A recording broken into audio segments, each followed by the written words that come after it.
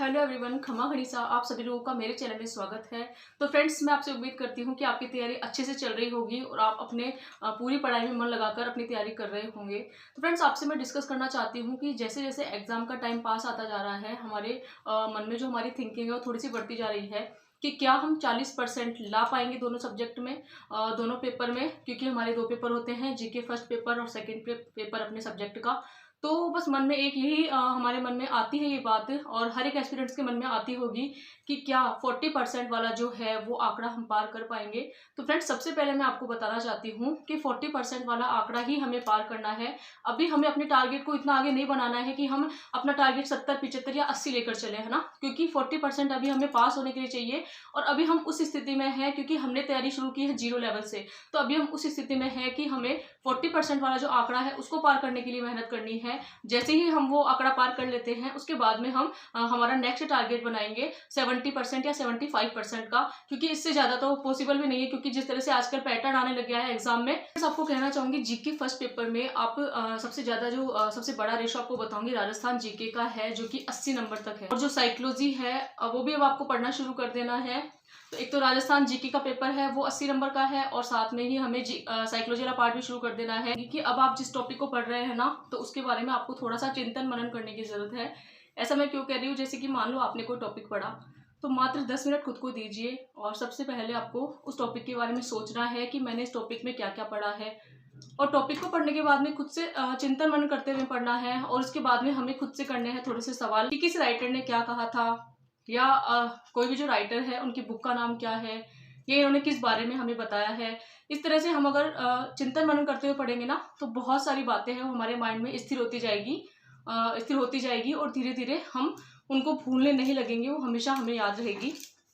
तो फ्रेंड्स, सबसे पहले मैं आपको बताना चाहूंगी कि आपको जो भी टॉपिक अब हार्ड लग रहा है ना, आप उसकी क्लासेस ले सकते हैं, चाहे वो आपके सब्जेक्ट का एसएसटी का हो, है ना। आपको एसएसटी सब्जेक्ट में भी हो सकता है कोई एक दो सब्जेक्ट आपको हार्ड लगते हो और आपका मन करता हो कि हाँ मैं इनकी क्लासेस ले लेता हूँ, है ना, या ले लेती हूँ।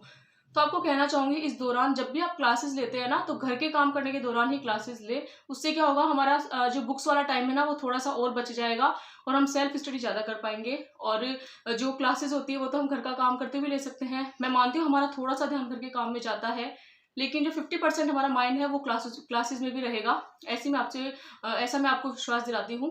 तो बस वही है कि घर के काम करते करते हमको क्लासेस लेनी है।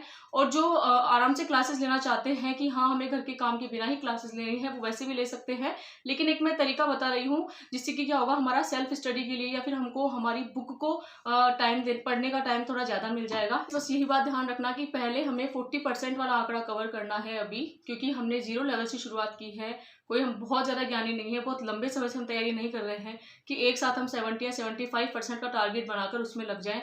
सबसे पहले हमें 40% वाला आंकड़ा दोनों सब्जेक्ट में दोनों पेपर में पार करना है, जीके फर्स्ट पेपर में भी और सेकंड पेपर में भी। और फिर उसके बाद में जैसे ही हमें लगता है कि हाँ हमारी इतनी तैयारी हो चुकी है कि हम 40% वाले आंकड़े को आराम से पार कर लेंगे, फिर उसके बाद हमें हमारा टारगेट बढ़ा देना है और उसको थोड़ा सा हाई लेवल पर लेके जाना है। उससे पहले बिल्कुल घबराना नहीं है कि हमारा 40% मतलब हम पास कर पाएंगे या नहीं कर पाएंगे, ऐसा आपको बिल्कुल नहीं सोचना है। सिर्फ अभी आपको एक छोटा सा टारगेट लेकर चलना है कि हाँ मैं दोनों सब्जेक्ट को एक साथ कैसे मैनेज करूं कि दोनों में 40% में पार कर सकूं, है ना, ये आंकड़ा पार कर सकूं। तो बस आपको कहना चाहूंगी, जीके फर्स्ट पेपर में आप उनको 3-4 भागों में डिवाइड कर दीजिए, है ना। जैसे कि उसमें राजस्थान की जीके है, उस वाले पार्ट को आप एक तरफ कर दीजिए।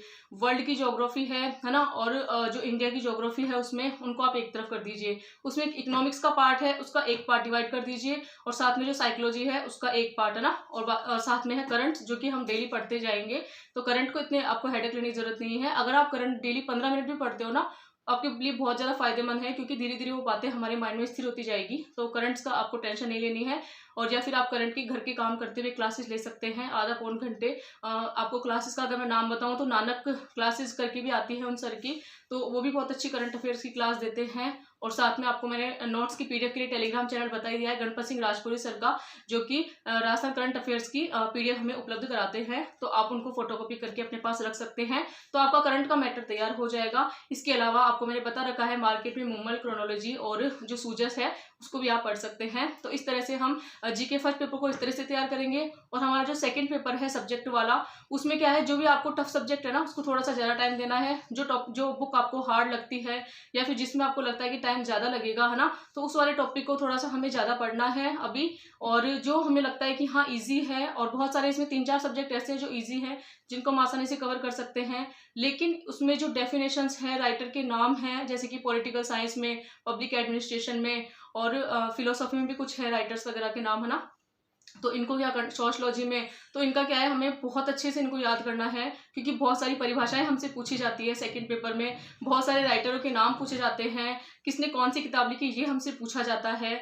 तो हम इनको आसानी से कवर कर सकते हैं। और डेली डेली आपको यही करना है, 10 या 15 जो भी जिन भी मतलब राइटर्स ने या जिन्होंने भी अपनी परिभाषा लिखी है उनको हमें रोजाना रिवीजन करना है। और इसी तरह से हम धीरे धीरे कवर करते जाएंगे। तो सब्जेक्ट पर भी आपको टेंशन नहीं करनी है, थोड़ा हार्ड लगता है उसको आप थोड़ा ज़्यादा टाइम दे दीजिए, लेकिन दोनों को आपको साथ लेकर चलना है। एक बार पहले मैंने आपको रेशो बताया था, अगर आप सेकंड पेपर जो एसएसटी सब्जेक्ट का है उसको अगर आप 5 घंटे पढ़ रहे हो ना, तो आपको 3 घंटे जीके फर्स्ट पेपर को भी देने हैं। यूँ नहीं कि आप एक एक पेपर की तैयारी करे जा रहे हो और हम जीके फर्स्ट पेपर पे ध्यान ही नहीं दे रहे हैं। ऐसी लापरवाही हमें नहीं करनी है। दोनों सब्जेक्ट में हमें बिल्कुल पकड़ बनानी है और दोनों को साथ लेकर चलना है। चाहे आप रेशो कर लीजिए, 5 या 3 के रेशो से पढ़ सकते हैं। 5 घंटे सेकंड पेपर, 3 घंटे फर्स्ट पेपर, या फिर 4 घंटे सेकंड पेपर या 3 घंटे फर्स्ट पेपर। इस तरह से हमको हमारी पकड़ बनानी है। फ्रेंड्स, आपको एक बात और कहना चाहूंगी, जब भी हम किताब लेकर बैठते हैं ना, तो हमारा पूरा माइंड सेट, बिल्कुल हमारा माइंड पूरा सेट होना चाहिए कि हाँ हमारा पूरा ध्यान अब किताब पर ही रहेगा, कहीं और हमें दिमाग नहीं लगाना है। और आज फिर से आपको मैं कहती हूँ, जब भी आप पढ़ने बैठो ना, तो सारी जितनी भी आपकी लाइफ में बातें आती है, फालतू लोगों की जो बातें आती हैं, उनको बिल्कुल साइड में कर देना, उनको इग्नोर करके ही आप अपने रूम में एंटर करना। और सिर्फ आपको एक ही टारगेट आपका सामने होना चाहिए कि हाँ मुझे अपना ये वाला टारगेट जो है आज का वो पूरा कंप्लीट करना है, बिना किसी की ओर ध्यान दिए हुए, तब जाके हम हमारे टारगेट को कंप्लीट कर पाएंगे। तो इस तरह से हमें परेशान नहीं होना है और किसी की भी बातों पर ध्यान नहीं देना है। जो भी हमने टारगेट बनाया है ना 40% वाला, उस आंकड़े को हमें पार करने के लिए जी तोड़ मेहनत करनी है।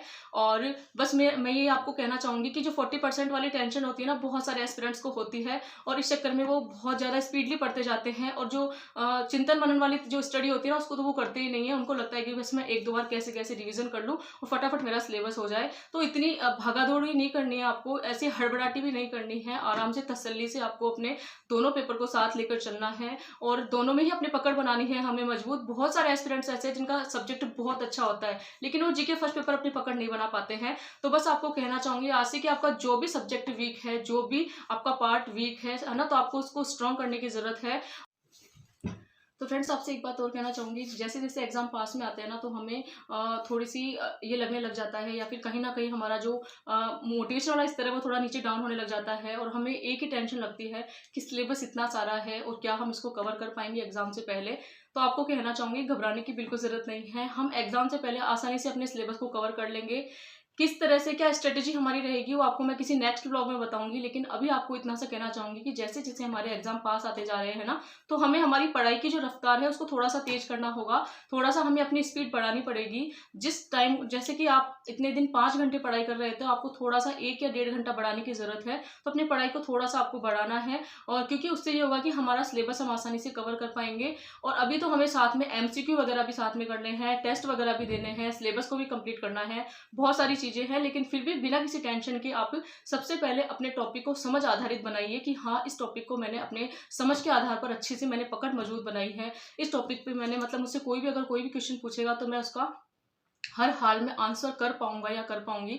इस तरह से हमें पढ़ाई करनी है। मानती हूँ कि शुरू में रफ्तार बहुत धीरे होती है, लेकिन उसके बाद में जैसे जैसे हम पढ़ते जाएंगे ना, तो वो सारी चीज़ें हमारे माइंड में कवर होती जाएगी और हम आसानी से हर एक टॉपिक पर पकड़ बनाते हुए हमारे हर एक टॉपिक को स्ट्रॉन्ग कर लेंगे। इतना मैं आपको यकीन जरूर दिलाती हूँ। तो किसी भी तरह से परेशान होने की ज़रूरत नहीं है। और अगर आप बिल्कुल सीरियस तैयारी कर रहे हो ना, तो ही आप मेरे चैनल को ज्वाइन करें। अगर आप सेकंड ग्रेड एसएसटी सब्जेक्ट से तैयारी कर रहे हो और बिल्कुल सीरियस स्टूडेंट हो, जिन्होंने मन बना रखा है कि हाँ मुझे किसी भी हाल में सिलेक्शन लेना ही है, तो ही आप मेरे चैनल को ज्वाइन कीजिए। क्योंकि अदरवाइज मतलब मैं यही चाहती हूँ कि हमारे जितने भी यूट्यूब की फैमिली के मेंबर्स हैं, ये जितने भी हम एस्पिरेंट्स वाली हमारी ये जो छोटी सी फैमिली है, इसमें जो भी हम तैयारी करते हैं ना, तो तैयारी करने के दौरान हमारे अगर कोई टेंशन आती है, कोई प्रॉब्लम आती है, तो हम आपस में शेयर कर सके।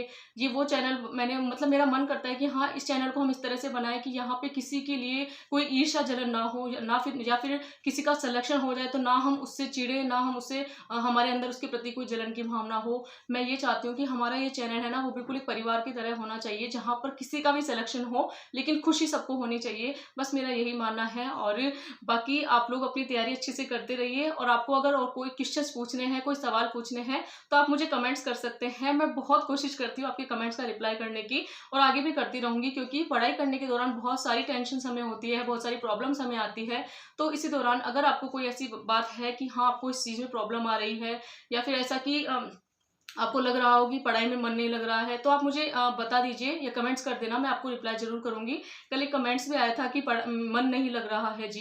तो मैं आपसे पूछना चाहती हूँ कि आपका मन कहाँ नहीं लग रहा है? आपका मन पढ़ाई में नहीं लग रहा है या किसी और में? क्योंकि अगर आप पढ़ाई कर रहे हो ना, तो मन लगने वाली बात ही नहीं है, क्योंकि सिलेबस आपका इतना सारा है, एग्ज़ाम आपकी बिल्कुल पास में है।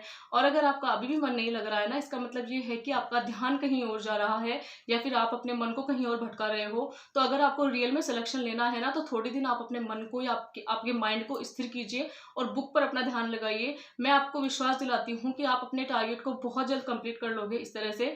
तो फ्रेंड्स, अगर आप लोग मेरे चैनल पर नए हो और आप सेकंड ग्रेड एसएसटी सब्जेक्ट की तैयारी कर रहे हो, तो मेरे चैनल को लाइक, शेयर एंड सब्सक्राइब कर सकते हैं। Thanks for watching.